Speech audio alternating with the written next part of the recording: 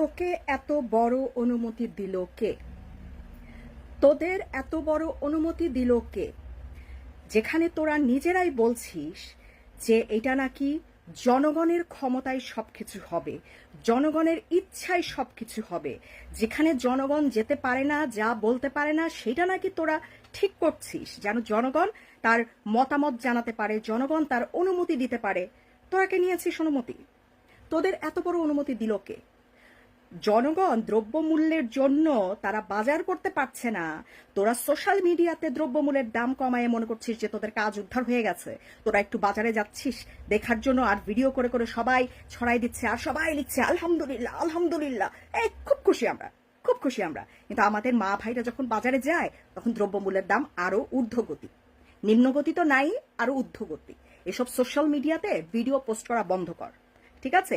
যেসব কাজ তোদের করা দরকার সেইটুকু কর। তোরা নিজেরাই তো অবৈধ। তোরা এত বড় অনুমতি কোথায় পাস যে তোরা গণভবনকে জাতীয় জাদুঘর বানাই ফেলবি 20 দিনের ইতিহাস সংরক্ষণের জন্য?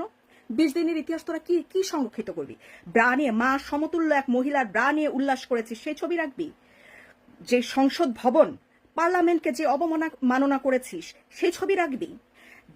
দুনিয়ার জনগণ যে চুরি করেছিস, চোরের জাতি তোরা, সেই ছবি রাখবি? কিসের ছবি রাখবি তোরা? যেখানে ফাদার অব দ্য নেশন বলা হয় বঙ্গবন্ধুকে, সেই বঙ্গবন্ধুর মূর্তিগুলোর উপর, স্ট্যাচুগুলোর উপর যে পরিমাণ তোরা মানে ভাঙা এক জিনিস, যে ঠিক আছে মুসলিম দেশে তোরা স্ট্যাচু রাখবি না, ভাঙারও তো একটা নিয়ম আছে, শৃঙ্খলা আছে। তোরা যে পরিমাণ অপমান অপদস্থ মানে করেছিস বিশ্বের কাছে, সেই ছবি রাখবি? আর ফেসিস্ট সরকার তোরা বলতে কি বোঝাস? এই গণভবনে কি 16 বছর ধরে শুধু এই সরকার ছিল? আর কোনো সরকার ছিল না? তো জনগণের ভোটে যখন যে সরকার নির্বাচিত হয়ে এই গণভবনের দায়িত্ব পেয়েছে, এর মানে সবাই খারাপ, শুধু তোরা ভালো, শুধু তোরা ভালো? এর আগে কি আর কোনো সরকার ছিল না? গণভবনে শুধু কি শেখ হাসিনা ছিল? তোর বাপদাদার আমলে আর কেউ ছিল না? সবাই খারাপ, সব দল খারাপ, যাদেরকে জনগণ নির্বাচিত করেছে সবাই খারাপ। কারা ভালো? শুধু তোরা ভালো, যাদেরকে জনগণ নির্বাচিতই করে নাই। গুটি কয়েক ছাত্র জনতার অনুমতি নিয়ে তোরা অবৈধভাবে দখল করে নিয়েছিস, সেটাকে তোরা বলছিস জনগণের মতামত, জনগণের ক্ষমতা, জনগণের অনুমতি। যেইটা জনগণের জন্য দরকার সেই কাজগুলা পারলে কর, না পারলে গদি ছাইরা দে। গদি তোদেরকে জনগণ দেয় নাই। গুটি কয়েক ছাত্র জনতার সমর্থনে তোরা জোর জবরদস্তি এখানে বসে পড়েছিস। গোটা বাঙালি জাতি, বাংলাদেশের জনগণ এখনো বাকি আছে। ভোটে আয়, ভোটে আয়, ঠিক আছে? আওয়ামী লীগ নাই, ওকে বুঝলাম, ভোটে আয়, তারপর দেখ জনগণ তোদের নির্বাচিত করে কিনা। জীবনেও না। হ্যাঁ, গুটি কয়েক ছাত্র জনতা মানে সমস্ত বাংলাদেশ না। সমস্ত বাংলাদেশে আরো 15 কোটি মানুষ আছে। 5 কোটিও যদি ছাত্র জনতা ধরি, আরো 15 কোটি মানুষ আছে যারা ভোট দেওয়ার অধিকার রাখে। তোদেরকে আদৌ ক্ষমতায় রাখবে কিনা, গদিতে বসাবে কিনা, সেগুলার অধিকার তারা রাখে। যেসব কাজগুলো তোদের করার দরকার সেটা তো করছিস না। টাকা চুলকাচ্ছে জনগণের, মানে বাংলাদেশের গদিতে বসা মানে তো অনেক অঢেল টাকা, বৈদেশি মুদ্রা আসে, মানে বিদেশে যারা থাকে তারা হচ্ছে আমরা ছাগল পাগল বললেই আমরা লাফায় লাফায় টাকা পাঠাই। দেশের উন্নতি করতে হবে, দেশের উন্নতি কোথায় করছিস? গণভবনকে জাদুঘর বানানো, এই যে পয়সাটা তোরা খরচ করবি, এটা কি জনগণের রক্তের পয়সা না?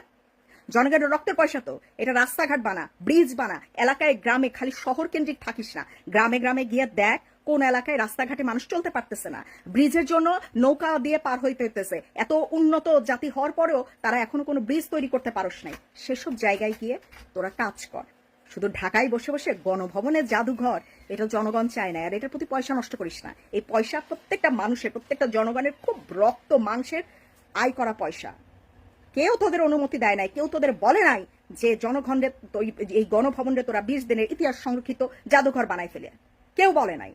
ওই যে বললাম, গুটি কয়েক ছাত্র সমাজ যারা তোর পিছে পিছে, তোদের পিছে পিছে ঘুরছে, এই ছাত্র সমাজ ছাড়াও সারা বাংলাদেশে অনেক মানুষ আছে। জাতীয় সঙ্গীত পরিবর্তনের ব্যাপারে তো তোদের কোনো মন্তব্য দেখছি না। জাতীয় সঙ্গীত পরিবর্তনের মতন এত বড় সাহসের কথা কেউ বলে ফেলছে, সেখানে তোরা তো কোনো বক্তব্য রাখতে পারছিস না। তোরা গণভবনকে জাদুঘর বানাই ফেলবি, সেটার জন্য ডিফারেন্ট জায়গায় তোরা ইন্টারভিউ দিয়ে বেড়াচ্ছিস। কে বলেছে তোদের? জনগণের পয়সা কি গাছ ঝাঁকাইলে পরে? গাছ ঝাঁকাইলে জনগণের পয়সা পড়ে? জনগণের পয়সা খরচ করার সাহস তোরা পাইলি কোথায়? তাও কোনো রাস্তাঘাট তৈরি না, কোনো উন্নয়নের কোনো কাজ না। তোরা কি করবি? প্রথম পদক্ষেপ তোদের জাদুঘর বানাবি। 20 দিনের ইতিহাসের জাদুঘর। 50 বছরের ইতিহাস সংরক্ষণ করার সামর্থ্য নাই তোদের, তোরা 20 দিনের ইতিহাস বানাবি। একটা পয়সা যদি জনগণের তোরা হাত দিছিস উল্টাপাল্টা কাজে, জনগণকে তোরা এখনো চিনিস নাই। ছাত্র সমাজের খালি দেখছিস তো, গুটি কয়েক ছাত্র সমাজে দেখছিস যারা না বুঝে তোরা বিকৃত করা ভাষণ দিয়ে যাদের মগজ ধোলাই করে ফেলছিস। পুরা জাতি তো মগজ ধোলাই হবে না। খুব সাবধান। জনগণের টাকায় হাত দিবি, জনগণের টাকা খরচ করবি, খুব সাবধান। কোথায় খরচ করছিস বুঝে খরচ করিস।